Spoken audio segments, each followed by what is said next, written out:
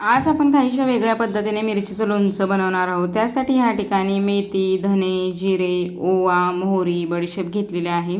त्याचबरोबर लाल तिखट, हळद, मीठ व कसुरी मेथी। दुसरीकडे अर्धा पेल्यापेक्षा जास्त लिंबाचा रस व मोहरीचं तेल घेतलेलं आहे। सगळ्यात अगोदर दाखवलेले जिन्नस अशा पद्धतीने हलकेसे भाजून घ्यायचे आहेत लो फ्लेमवरती। छान असे खरपूस भाजून झाल्यानंतर गॅस बंद करून घ्यायचा आहे व पूर्णपणे थंड करायचा आहे। दुसरीकडे मी ह्या ठिकाणी बघताय तुम्ही 1 किलो मिरच्या घेतलेल्या आहेत, हिरवी मिरची।